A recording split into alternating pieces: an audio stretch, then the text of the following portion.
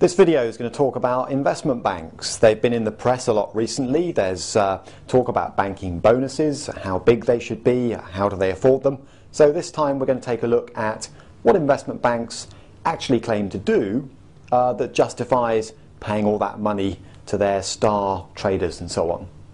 Okay, so where do investment banks fit in? Well, these days it's relatively uncommon to have an organisation that is purely an investment bank. There are some around, but many are bolted on the side of retail banks. So when you look at an organisation such as Barclays, you're actually looking at a global organisation that comprises a number of different divisions. So what you can do quite often is take a bank and, in very simple terms, split it down into two basic functions. And there's been a lot of talk in the media recently about whether banks should do both of these functions. There's retail banking and there's investment banking.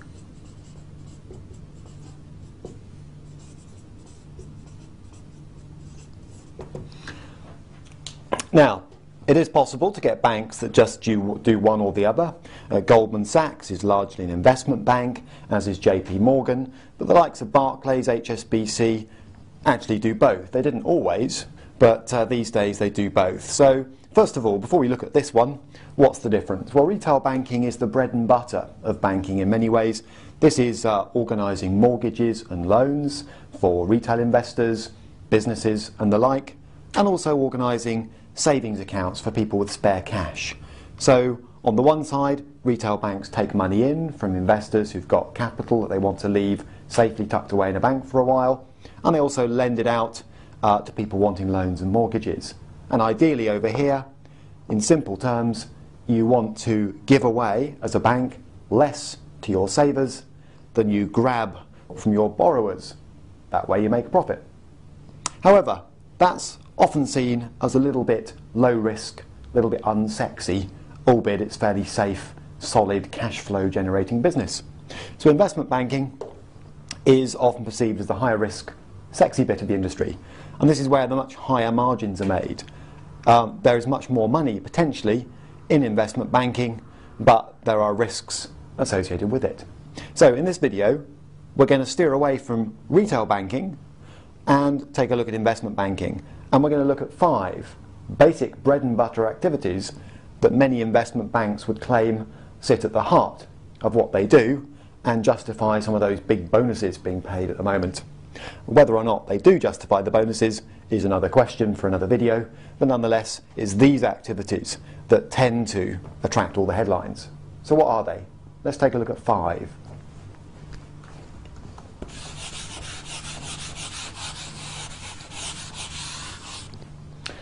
So, in investment banking, and that's where we're going to focus right now, we'll leave retail banking to one side.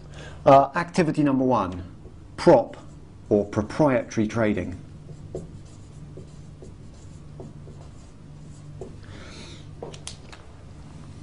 Prop or proprietary trading. Now, just like I can take my own money out of my own bank account and gamble it on the horses, spread betting, investing in shares, property, whatever I like, investment banks can do the same. They have their own funds. They also raise money from investors, of course, but they have their own funds, and those can be gambled, often in spectacular amounts, to make the bank money. So banks employ teams of traders to bet on currencies, commodities, bonds, and so forth. And if they get it right, they make money, like any good gambler would. Their aim is to employ the best gamblers in the market, if you like, and therefore outwit everybody else trying to do the same thing. And that activity, gambling the bank's money in order to make money, is known as proprietary trading. The second activity, market making.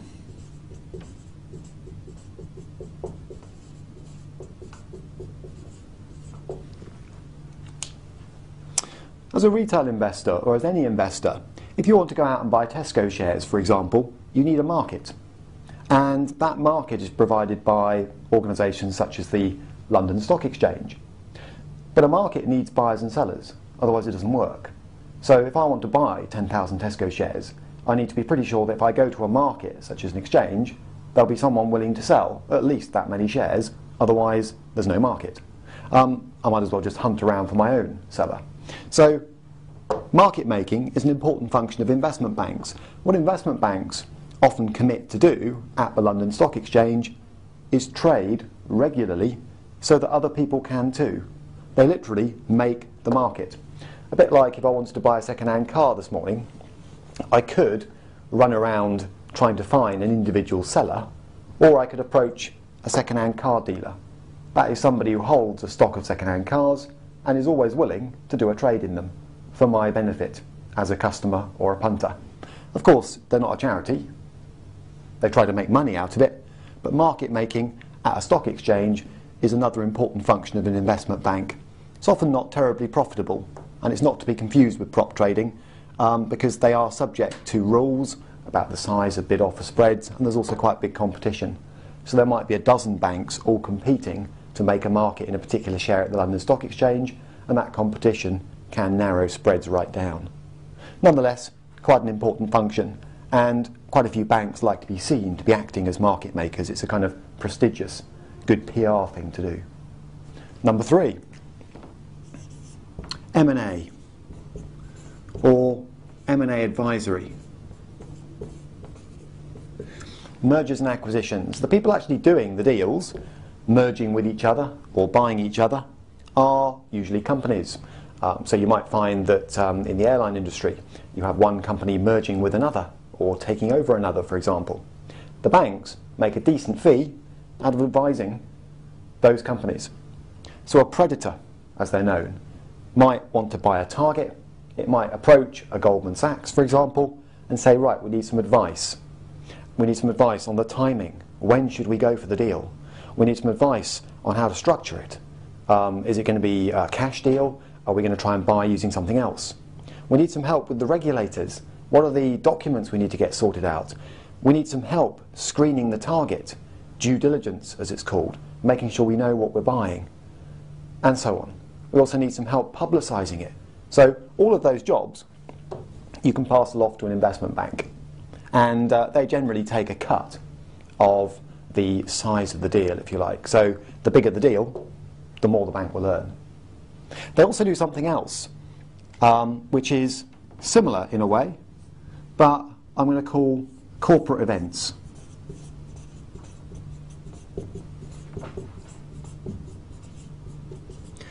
In particular, new issues. Another reason a bank might be approached by a company is it needs to raise funds. Now, it could be raising funds to fund the takeover of another company, but it might not be.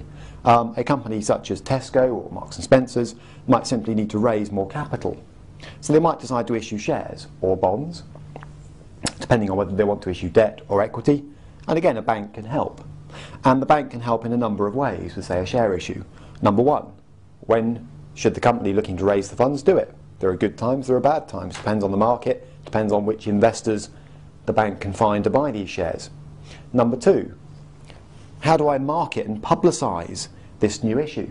Who are we going to sell these shares to on behalf of Tesco? So the bank might do a little roadshow, go around approaching institutions such as pension funds, likely investors, on behalf of the company trying to sell the shares. And that takes a bit of time. It might prepare prospectuses to market the whole thing. It might then advise on the price. It might even get involved in underwriting.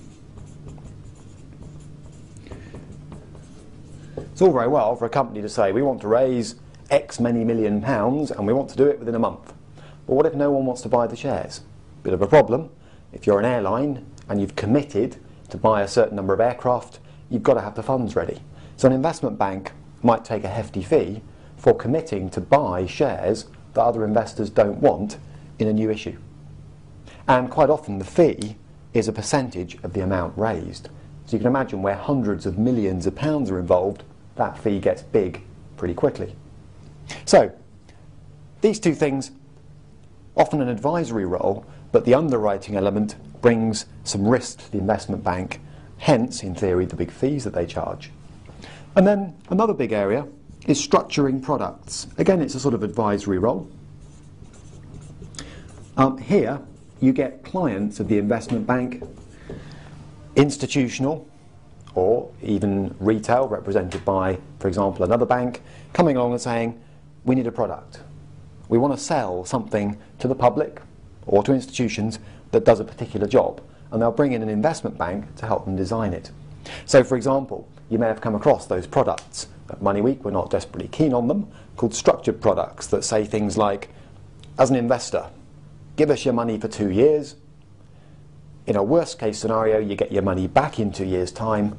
In a best case, you get your money back and 80% of the rise in the FTSE 100 over the next 2 years. As an investor, you might think, well, that's good. So the worst thing is I get my money back in 2 years, and I might get my money back plus 80% of the rise in the FTSE. Now, the bank that sells you that is selling you a structured product. They've had to put together 2 or 3 different securities to make that work. And that's something that investment banks get involved in too. And just in case you're thinking, what is wrong with that product? Have a think about it. If I say to you, in a worst case scenario, you'll get your money back in 2 years' time, that's not great. Because over the next 2 years, you could be earning interest on your cash for simply putting it in a bank account. So just getting it back in 2 years' time isn't fabulous. And if you think the FTSE is going to rise over the next 2 years, why on earth would you only want 80% of the gain in the FTSE when you might as well take 100%? Anyway, structured products have their fans. At Money Week, we're often not amongst them, but nonetheless, investment banks are quite good at designing those products, whether ultimately the target is the retail market or the sort of institutional market that involves pension funds and life assurance companies. So, lots of different activities. Does it all justify the big bonuses? Frankly, very good question, which I won't attempt to address here. But nonetheless, investment banks would say these are risky activities that should command big fees for the people directly involved in them.